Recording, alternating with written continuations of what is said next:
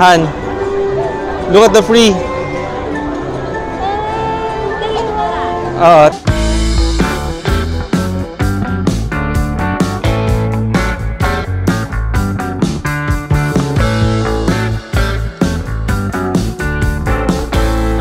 Hi guys. So, habang nagsha-shopping yung two girls natin, of course the wife and si Ollie. Naiwan muna kami ngayon dito ni ni Paolo. And you know, letting them to buy some pasalubong or some memorabilia feeling ko ito na yung pinaka-last namin na video for the year na traveling, at least internationally.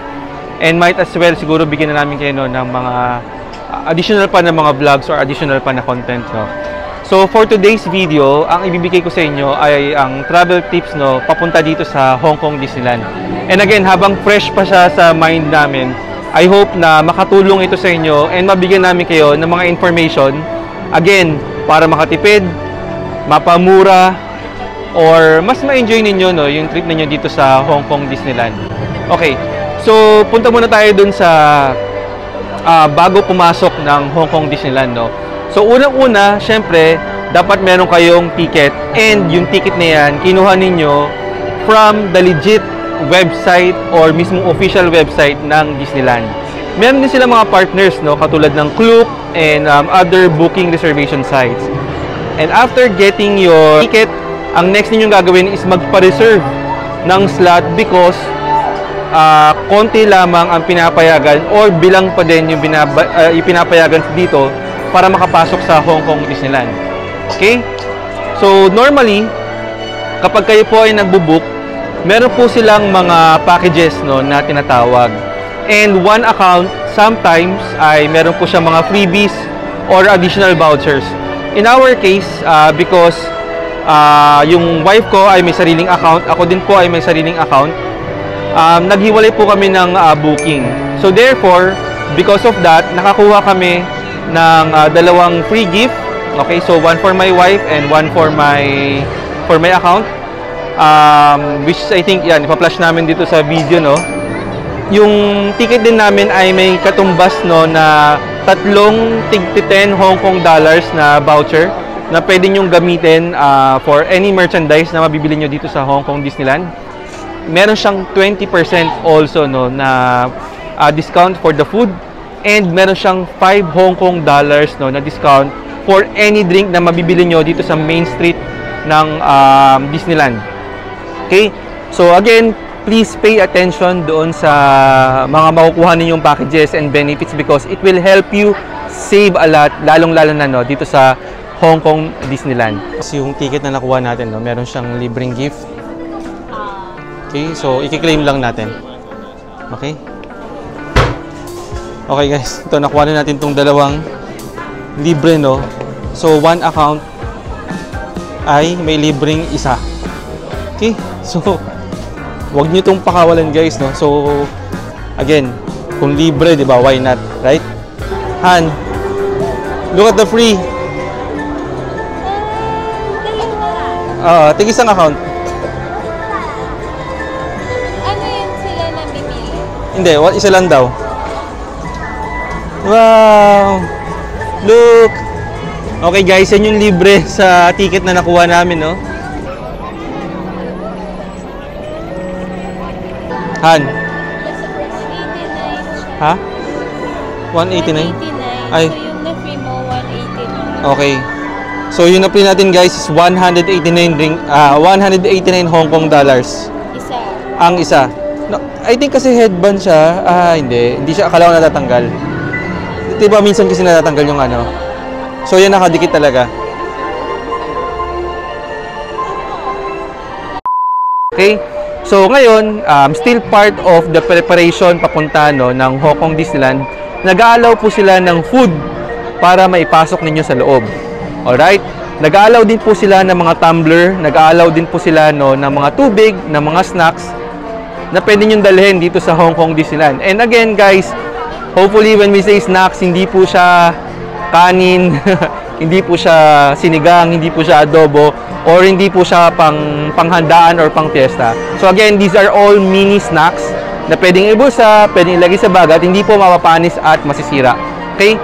So, pwedeng niyong bilhin yan, no, bago kayo pumasok ng Hong Kong Disneyland sa 7-Eleven or Circle K or kung saan mang convenience store ninyo gustong makabili, no? And again, makakatipid po kayo ng mura because, for example, ang nakita natin na tubig dito guys is parang mga 30 Hong Kong dollars. But kapag binili niyo siya sa labas is mga around 7 Hong Kong dollars lang siya, no? Or 8 Hong Kong dollars. So again, sobrang laki na matitipid nyo times 4 ng presyo yung mga pagkain at inumin po dito sa Hong Kong Disneyland.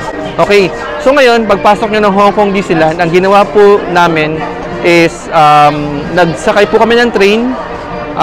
When I say train, yung train sa loob ng Disneyland, no? Yung Disneyland train mismo, no? And the reason na ginawa po namin yon is after kasi ng entrance guys, lahat ng tao ay maglalakad sa Main Street. Lahat ng tao ay, of course, may kanya-kanyang plano, no? But because bago ang World of Frozen, doon lahat sila pupunta. So, ang ginawa namin, para mas mapabilis yung pag-experience namin sa World of Frozen, sumakay kami ng Disneyland Express, which is again yung train within the Disneyland. And then, right after that, bumaba po kami sa Fantasyland. Okay, so from the Fantasyland, few walks lang, and ayun, mapupuntahan mo na yung World of Frozen. So, again, that's another tip sa inyo guys, no?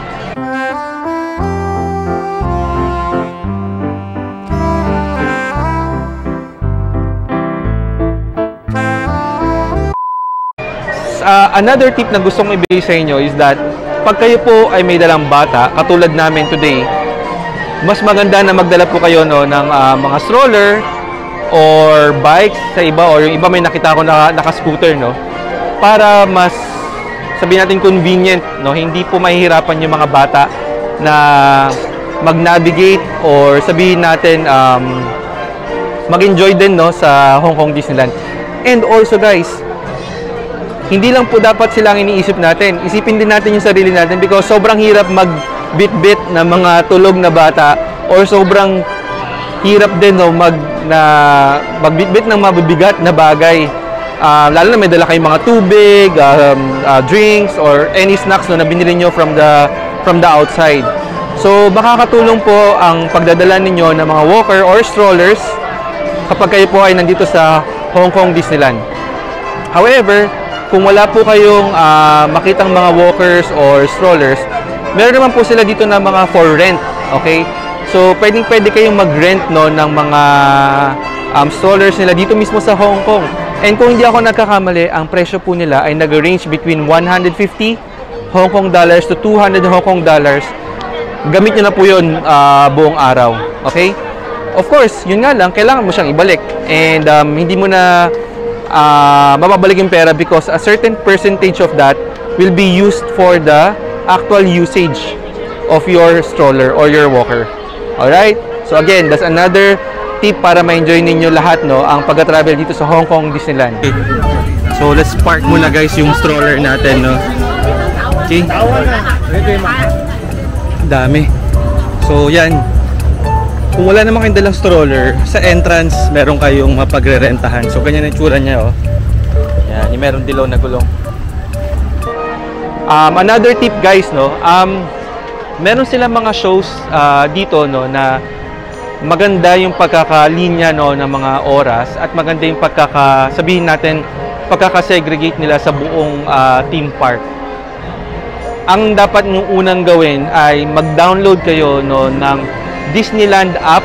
Again, makikita nyo yan dito, no, or pwede namin bigay sa link yung mga information na yan. And that Disneyland app will provide you time, location, maps, no, kung saan nyo pwedeng makita yung mga shows na yon. And pwede din po kayo magpa-reserve doon, no, for some certain shows na kailangan ng reservations, katulad nung sa World of Frozen. Okay, so yan, makakatulong po sa inyo yung mga information na yan. So siguro, sa panghuli natin na travel tips, no, or Hong Kong Disneyland tip is that magpagabi po kayo. Okay? Because napansin namin guys, no, mga bandang alas 6 or mga 7 PM, sobrang wala na nakapila sa kanilang mga rides, no? Yung mga popular rides, wala na din mga nakapila. And because of that, yung waiting time ninyo, makakat siya ng siguro mga 5 minutes na lang or even 10 to 15 minutes, no? Like what we did no mga last few hours na lamang ng aming trip. Late na po kami pumunta ng PhilharMagic, ng Winnie the Pooh, no, na rides, and it proved, no? 15 minutes lang or even lesser, 10 minutes lang yung ginamit namin na oras para lamang po ma-enjoy namin siya in the last minute also of the day, no, dito sa Hong Kong Disneyland.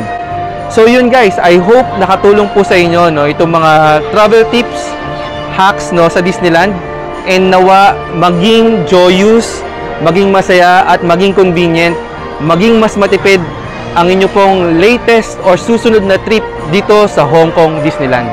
Okay? So hanggang sa uulitin, ingat po kayo. Bye-bye! Okay, so time check is already like 9:20. So tapos na yung karamihan ng mga shows. Nag-uuwian na yung mga tao. But yan, no, may pa-snow sila guys. Okay? Again, perks yan ng mga nagpapahuling umuwi.